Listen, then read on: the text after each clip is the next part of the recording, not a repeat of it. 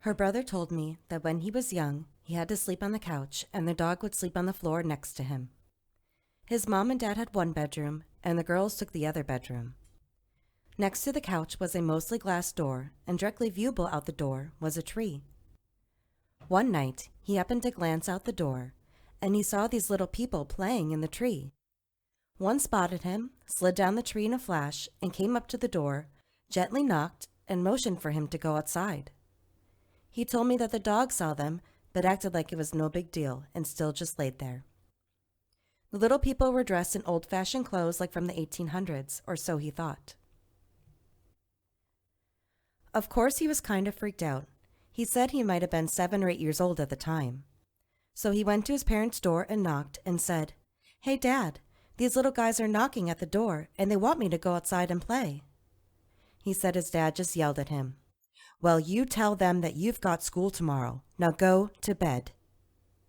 He just jumped back into bed on the couch and covered his head with his blanket. He later woke up and looked again, and the same thing happened. They were still out there. He didn't want to get yelled at by his dad again, so he just covered back up and went back to bed.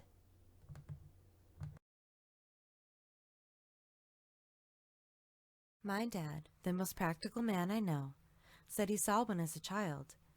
He and his 3 brothers lived with their parents on their dairy farm. He said he woke up early one morning, rolled over in bed, and saw a gnome sitting on his sleeping brother's hip. Dad sat up in bed and gaped at it. He said it looked a little surprised, then grinned at him and hopped down onto the floor and ran under his brother's bed.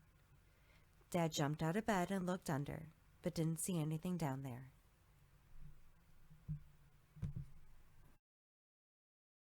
So this took place in the 90s, for about half that decade.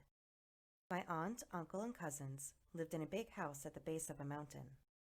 They are German but lived in the States. Their house was beautiful. After living there a year or so, they started experiencing small belongings going missing and then reappearing, as well as furniture in their living room being rearranged while they slept.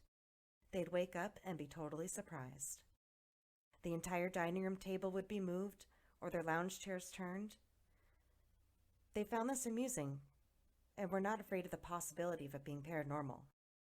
Soon after this, they started seeing little people dressed as garden gnomes. My family's planning to visit my aunt, so we had been warned of the activity, but it wasn't sinister in any way, and honestly, it sounded unbelievable, so we did not fear it. My parents were convinced it was fiction. Anyways, we went to stay with them, and I experienced what they had told us about. 3 times, I saw a small gnome run around a corner ahead of me. And when I say gnome, I mean an actual garden gnome. They looked like short, stout, little old men with suspenders and tiny pointed hats. Because of their cartoonish appearance, it was entertaining to me as a child and never scary. I tried chasing them when I saw them, and one ran down the stairs to my cousin's room in the basement, but it vanished when I made it to the room. Another, I managed to chase around 2 corners, but again, it vanished when I thought I was catching up to it. My sister, on the same visit, walked into the kitchen one afternoon and saw one of them sitting on the countertop with its legs dangling over and swinging in a playful way. Then, when it saw that she noticed it, the gnome froze like a statue.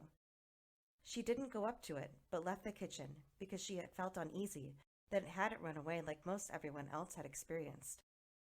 She had my mom go back in there with her to check, but it was gone by then.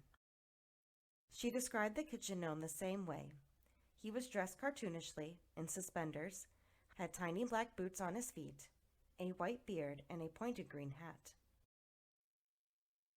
Before we left, we all went swimming in their pool out back. There was a great pile of boulders in their yard, and a few times, all of us kids saw 1 or 2 gnomes peek out from behind a boulder, as if they were spying on us but did not want to be seen. We splashed water in their direction, and they ducked away. That's all the sightings I recall. but my aunt and cousins saw them many more times over the course of living there. For some more details, and to hopefully answer some questions, let me explain some things. These gnomes were seen by children and adults alike, looking like garden gnomes in little outfits. They all seemed to be male because they had beards. They were about 1 foot tall. They didn't give off any sinister or evil vibes. My aunt always described them as being curious and playful, and simply wanting us to know that they were there. No one ever caught one, and this was way before cell phones, so no, they were never caught on camera either. I guess there's really no way to prove that they were there. And no, my aunt did not have any gnome decor on her lawn. So it's not as if those came to life. These were life on their own. I don't know where they vanished to when I chased them. They simply disappeared behind corners or furniture if anyone pursued them. Again, they didn't give off any evil vibes. But now as an adult, I'm not so certain that they were innocent and pure. I don't know why, but I have always wondered if it was connected to my aunt's heritage. I think the garden gnomes are or were popular in German culture or folklore. So I assume that's why they frequented their house, but I really can't say for sure. They didn't make any sounds or talk, just movement. When my aunt moved houses, the gnomes were never seen again. So it seems they were attached to the property in some way. But it is important to note that no matter where my aunt lived, her and my cousins experienced some form of supernatural activity.